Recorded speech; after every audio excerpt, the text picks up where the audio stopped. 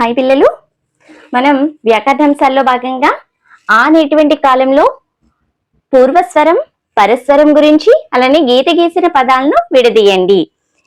వీటిని ఈరోజు చూద్దాం, సరేనా? లాస్ట్ క్లాస్ లో ఏం నేర్చుకున్నాం? పూర్వపదము పరపదం గురించి తెలుసుకున్నాం. ఒక పదాన్ని విడగొట్టి దాంట్లో పూర్వపదాన్ని పరపదాన్ని కనుగొన్నాం కదా. మరి ఇక్కడ ఇచ్చినటువంటి ప్రశ్న ఏమిటి మనకి? పూర్వస్వరం అంటే ఏమిటి, పరస్వరం అంటే ఏమిటి, అసలు స్వరం అంటే ఏమిటి? మనకి చిన్నప్పటి నుంచి నేర్చుకున్నవి. స్వరాలంటే ఏమి కాదు, అచ్చులు. అచ్చుల్నే మనం స్వరాలు, నాదాలు అని కూడా అంటాము. మీకు తెలుసు కదా, ఆ నుంచి అవ్ వరకు ఉండే వాటిని మనం అచ్చులు అంటాము కదా. మరి స్వరం అంటే ఏమిటి? అచ్చులు. మరి మనం విడగొట్టిన పదాల్లో ఒక ఏకపదాన్ని రెండు పదాలుగా విడగొడతాము కదా, దాన్ని మనం పూర్వపదం పరపదము అంటాము. ఆ పూర్వపదంలో దాగి ఉన్నది పూర్వస్వరం, అలానే పరపదంలో ఉన్నదాన్ని పరస్వరం అంటాము, సరేనా? చూడండి, మనకి ఇచ్చినటువంటి వాక్యాలను ముందు పరిశీలించి తర్వాత పూర్వస్వరం గురించి పరస్వరం గురించి మీకు వివరణ ఇస్తాను. దేశం అంటే మనిషిలోయ్ అని గురజాడ అన్నారు. ఎవరన్నారు? గురజాడ గారు. దేశం అంటే మనిషిలోయ్. మరి ఇక్కడ గీత గీసిన పదాలను విడదీయండి. ఇక్కడ గీత గీసిన పదం ఏంటి? దేశం అంటే.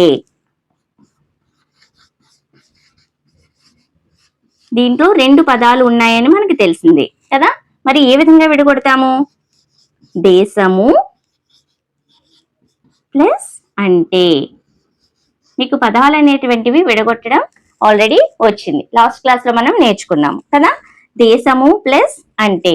మరి ఇక్కడ పరపదంలో ఆ అనేటువంటి అచ్చు ఉంది. మరి దేశము అనే దానిలో మూడు కూడా హల్లులే. మరి ఎక్కడ ఉంది అచ్చు?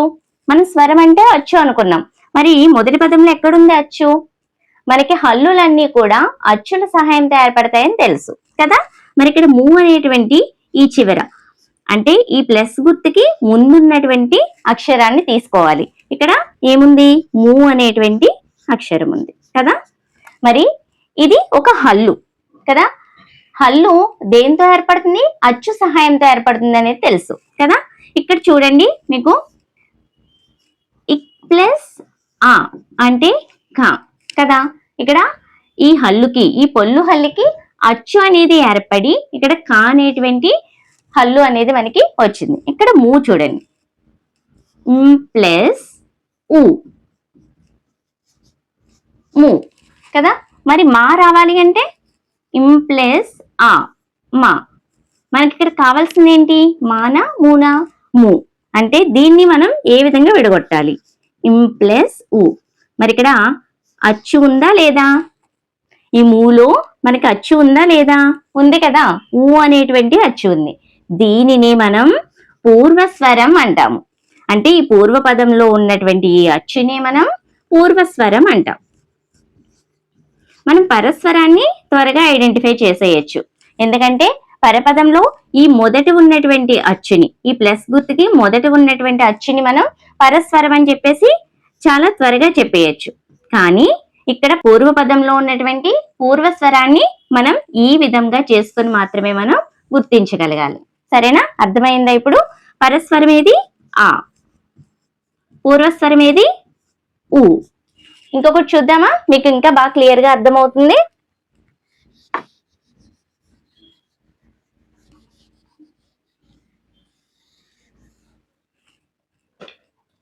గాంధీజీ లేఖలు మనకందరికి ఆదర్శం. ఇక్కడ గీత గీసిన పదం ఏంటి? మనకందరికి. చూడండి, ఇక్కడ రాస్తాను.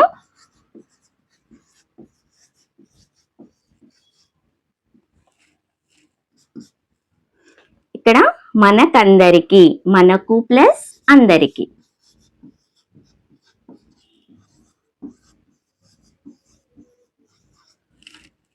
చూడు, పరస్వరం.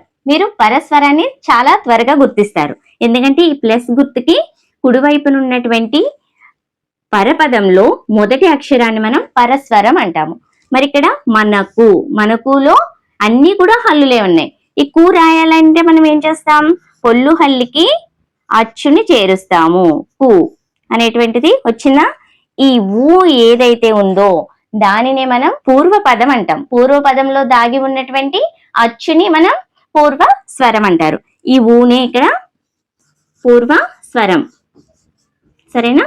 మరి పరస్వరం ఏది? ఆ.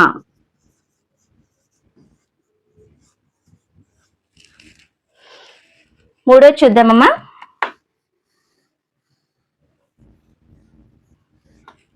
ప్రపంచమందు భారతీయులు చాలా దేశాల్లో ఉన్నారు. ప్రపంచాల్లో భారతీయులంట చాలా దేశాల్లో ఉన్నారు ప్రపంచంలోని. చూడండి, ప్రపంచమందు. ప్రపంచము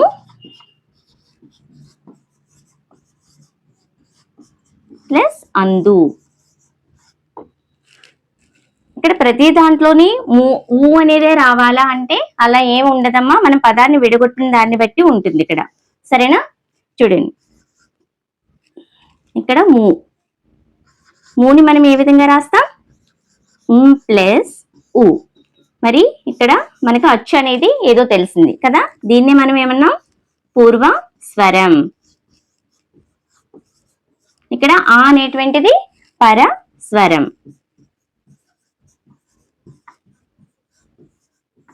ఇక్కడ మూనే ఎందుకు తీసుకోకూడదు? ఎందుకు ఊనే? దాంట్లో ఉన్నటువంటి అచ్చునే మనం ఎందుకు తీసుకోవాలి అంటే ఇక్కడ స్వరం అని మనకి మెన్షన్ చేయడం జరిగింది. స్వరం అంటే హల్లు కాదు, అచ్చు. అందుకనే మనం దీంట్లో ఉన్నటువంటి ఊనే మనం తీసుకుంటున్నాము. సరేనా?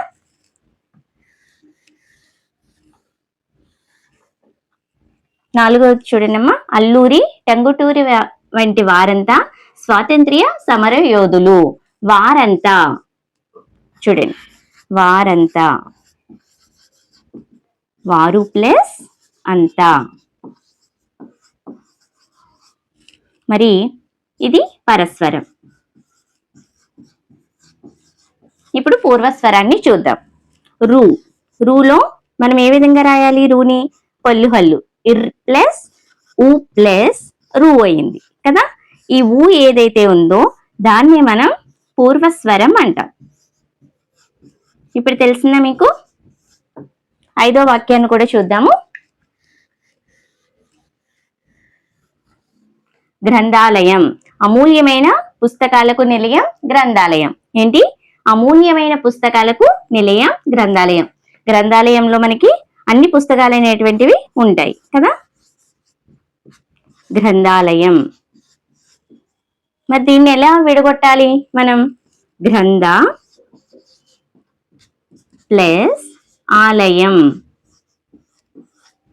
చూడండి, ఇక్కడ గ్రంథ, ఇక్కడ ధ అనేది ఉంది కదా. ఇక్కడ ఇట్ ప్లస్ ఆ, ధ, గ్రంథ. ఇక్కడ చూడండి, పూర్వస్వరం ఏంటి? మనకి ఆ వచ్చింది ఇక్కడ. ఇంతకు ముందు మనం అన్ని చూసిన వాటిలో అన్నిట్లోని ఊ అనేటువంటి స్వరం వచ్చింది, అచ్చు వచ్చింది. కానీ ఇక్కడ ఈ వాక్యంలో, ఈ పదంలో మనకి ఆ అనేటువంటి అచ్చు వచ్చింది కదా. దీన్ని మనం పూర్వ స్వరం. పరస్వరం ఏంటి? ఆ.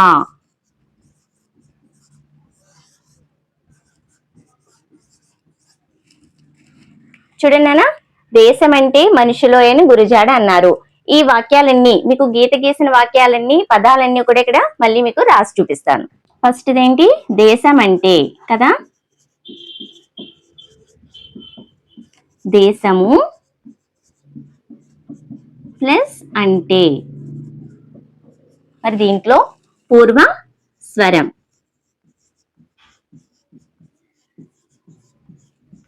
పర స్వరం. మనకి ఇచ్చిన ప్రశ్న ఇదే కదా. అంటే పదాన్ని విడగొట్టాలి, విడగొట్టిన తర్వాత పూర్వస్వరం ఏంటి, పరస్వరం ఏంటి అనేది మనం ఇక్కడ రాయాలి కదా. చూడండి, మరి దీంట్లో ఉన్న పూర్వస్వరం ఇప్పుడే మనం చూసాము. పూర్వస్వరం ఊ, పరస్వరం ఏంటి? ఆ. మరి రెండవది చూద్దామా. ప్రపంచమందు.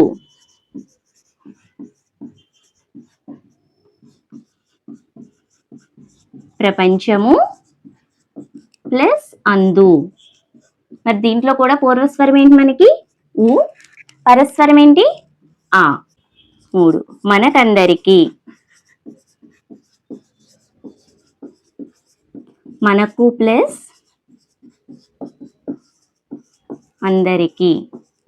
దీంట్లో ఉన్న పూర్వస్వరం ఊ, అలానే పరస్వరం ఆ. చూడండి, గ్రంథాలయం.